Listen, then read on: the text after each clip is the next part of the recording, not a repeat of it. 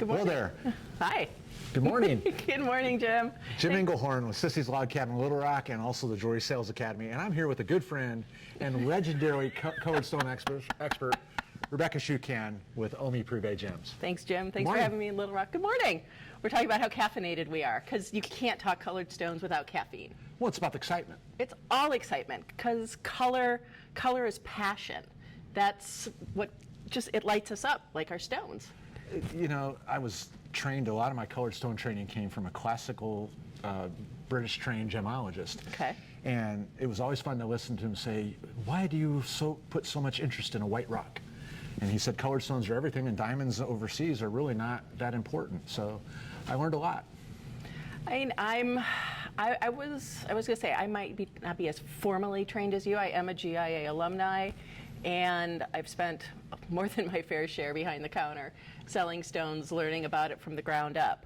And I'm blessed to have had the opportunity to join the Omi Privé team several years ago and have just been absorbing generations of knowledge from the family.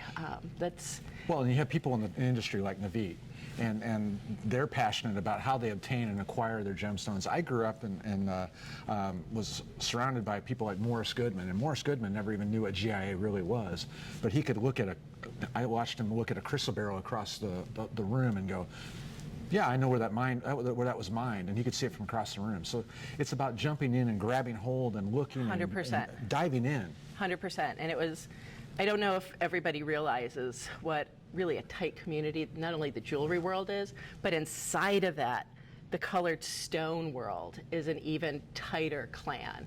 So I have really great relationships for over a decade with other colored stone dealers, and we touch base with each other regularly when we're on the road, and we help each other out when we can't find goods, because unlike diamonds, there isn't a central depository or listing of diamonds, and colored stones are so unique and so, I hate to overuse the term rare and precious, but they are. You know, nobody's going to find a stone with the exact same coloration that I have in your case right now. It's unheard of, where I can ask you for a diamond with certain report classifications and boom, we can find more of them. And, you know, it was interesting catching up with my buddy, you know, like, talk to me. What messages do you think we need to instill in people? I mean, like, I have my perspective, you have your perspective, and personally, I think our perspectives are pretty amazing because they're pretty similar. I mean, we're brilliant. Oh, yeah. People should just ask us more questions. Well, and we were raised in the industry in a lot of the same fashion, is that, you know, surround yourself with the luxurious product, and then as you need to dial it into the customer's needs, you can adapt from there. But you know, the theory of what we do at Sissy's Log Cabin and the Jewelry Sales Academy is always this, is that you never offend somebody by showing them the absolute best. Never. Never. And that's where a lot of color comes from, is don't be afraid.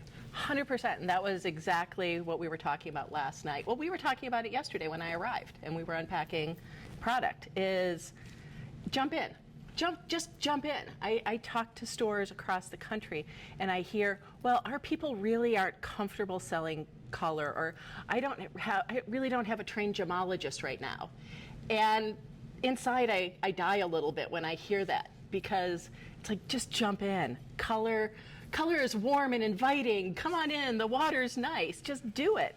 And that's the first commonality, I would say, about those of us who are road warriors in color, is don't be afraid of it, just jump on in. When in doubt, you've got experts. You've got me, you can call other reps. We're here to support you, but don't be afraid.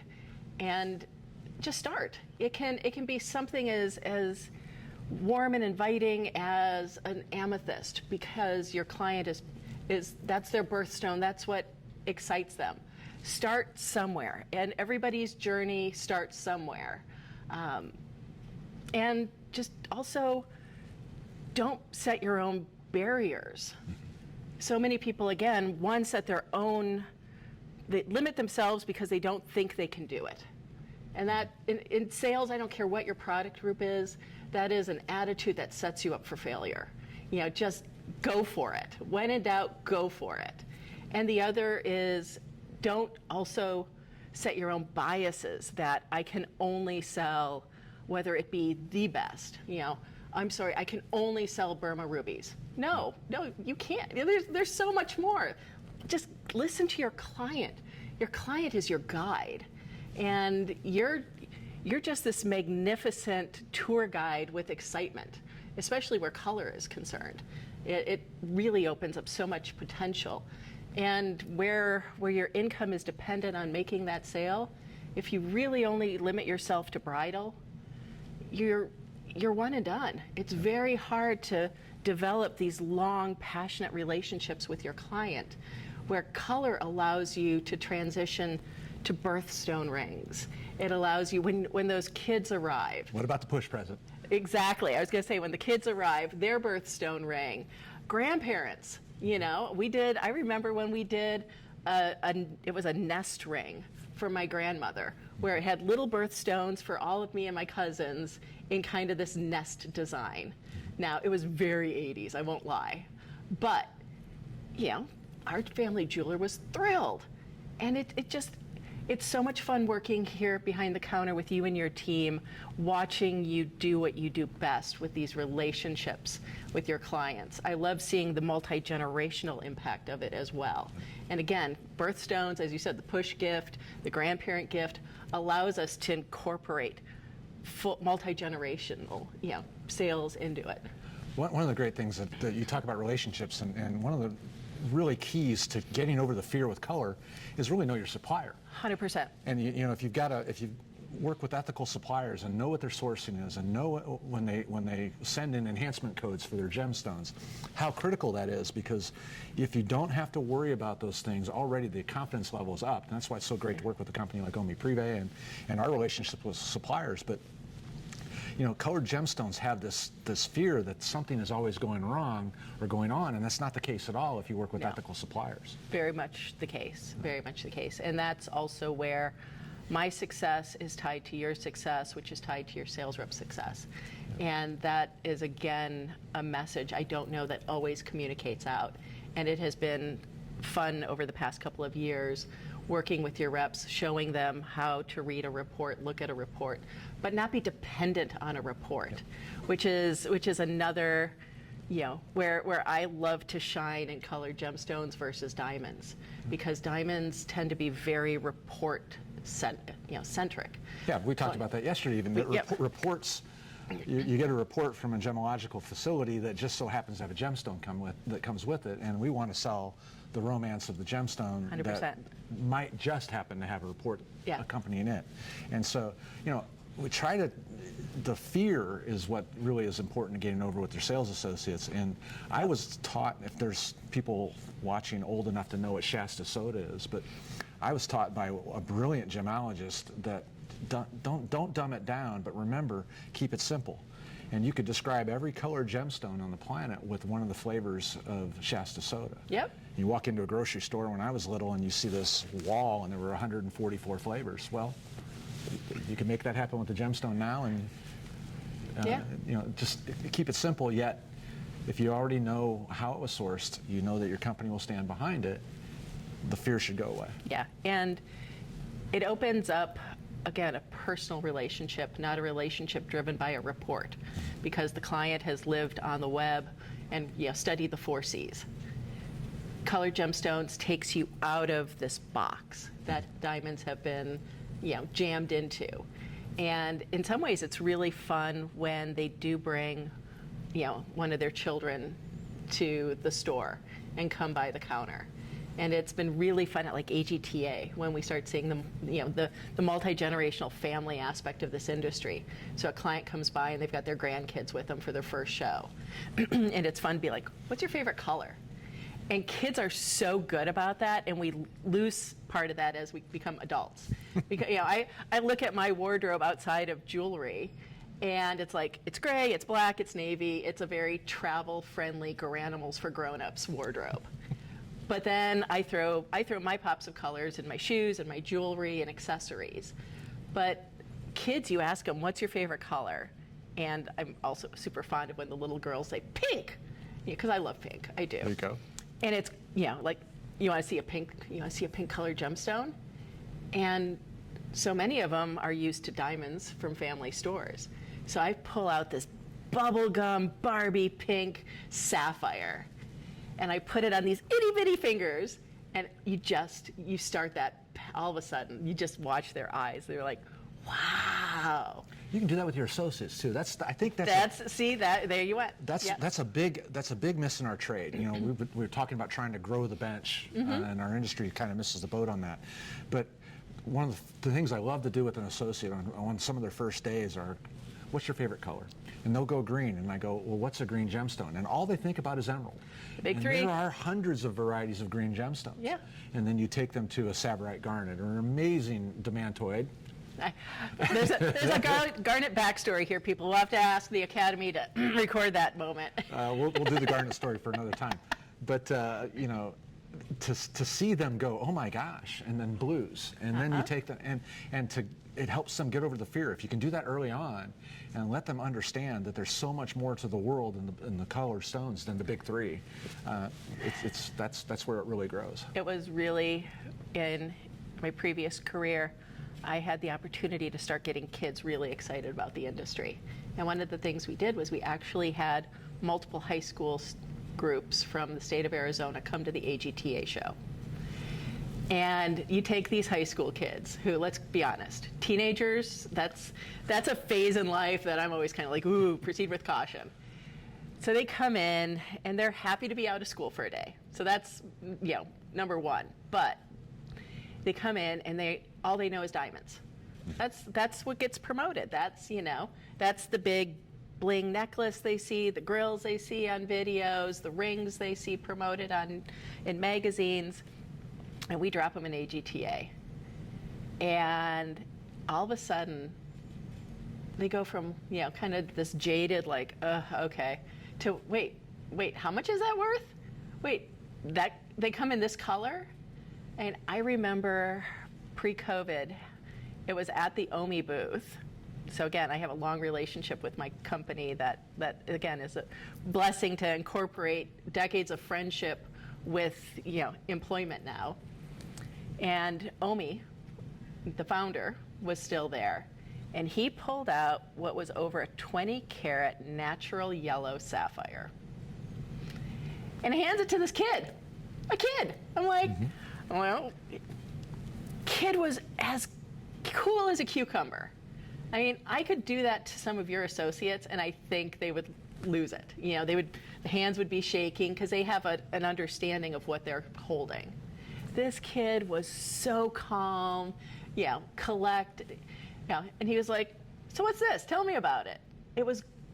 I wish I would have had that on tape. It was so amazing, but you could see all of a sudden this like passion and light starting in these kids, and I think that's something we as an industry need to be more conscientious of and start engaging, because we get so focused on the consumer today, but we forget about the consumer that's coming up. Well, right there, you two of my favorite words to ever ask a question across the counter, across the case. Tell me about where you see the future of colored gemstones going. I mean, I wish I had a crystal ball. I wish I could go back in time and buy Paraiba, in the early 2000s when I saw it. I wish there were a lot of things. Hearing from people who just came back from Hong Kong, seeing what I saw at AGTA, I think the passion for color is growing amongst consumers, and retailers are starting to see it. Margins are better in colored gemstones. Oh yeah. So to buffer yourself, protect your store, colored gemstones are a segment that I would like to see and hope more stores start investing in and training in. But again, people have to stop being their own buffers and just jump in. Lean on your vendors to help you learn and grow this area.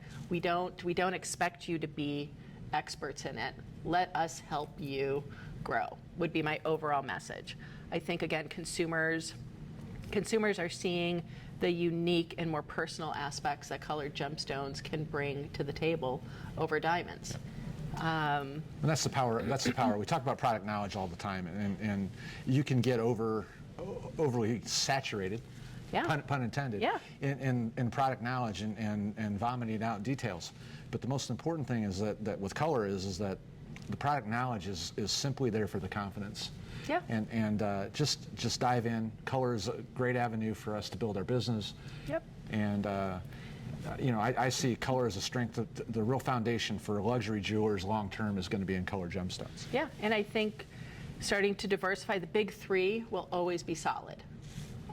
Sapphires, rubies, emeralds. People know, understand there's a history of confidence there.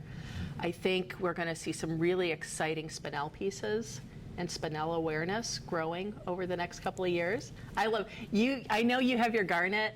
I love spinels. I do. And we have some really sexy cobalt spinel in our collection. That it excites me. It excites me to show people things they've never seen. Okay, we're stone geeks. What can I say? We are geeks. We're Yeah, officially, I mean, we own we it. We get gem drunk on occasion, so True story. True story. Alexandrite, love. Our company has a long history with it. Getting so hard to source. Yep. I also love and would love to see more clients excited about the phenomenals. That again is one of my personal, fixations in this industry. We have an amazing star sapphire here that is this beautiful lavender, but it's silky. And I don't know, maybe it's the party tricks of colored gemstones. Well, that one took me back to my youth. You know that one. I saw that stone. I mean, stones are old, but come on, Jim. Yeah, I harken back. It's all good. Your passion and love of garnets, I think there's a lot of opportunity for garnet awareness and growth in the industry. Everybody, God bless rhodolite garnet and that lovely red. It's so much more fun to pull out, as you said, the greens that we see, the oranges. I just see limitless opportunity as long as people, jump in and don't worry about being a GG. I mean, Susan might come for me right now saying that. I love my GIA alumni history, and I love GIA. But you don't need to be a GG to sell color. Well, and in today's world, you have to absolutely dive in. And it goes back to the old adage that, I remember the time when you would describe something as precious versus semi-precious. Oh. And it just hurts the soul in today's world. But until you're diving in and seeing, to call a Savorite garnet semi-precious at several $1,000s per carat, and then Opticon filled emerald at a couple of dollars a carat, that's precious, but that Savorite is semi-precious. You have to dive in and make that understanding, and that translates to dollars across the counter, and missed dollars if you don't. Yeah, and if I could wave a magic wand and make two phrases go away, one is the universal use of cert instead of report. Also, the phrase semi-precious, because what part of that stone is not as precious as the other? And in fact, this is where I inspire and hope, and AGTA and AGS, we have some really amazing trade associations. Yeah. Our own website, omiprive.com, omigems.com, offers wonderful training and information on colored gemstones. So sales reps can just, when there's downtime between clients, Pick at lunch, at waiting, for in pickup line at school, go online. The interwebs is full of all sorts of illustrious information. Go to the trade associations, go to reliable sources though, and learn. Just read, start gleaning. Do a gem. Pick a gemstone and dive in deep. The wow is in the color, really. I mean, diamonds are for most part white rocks, and the wow is in the color. Yeah, definitely. Well, we had a lot of fun talking about gemstones. And now we're going to have a lot of fun selling gemstones today. We're going to do that today. Yeah, looking forward to it.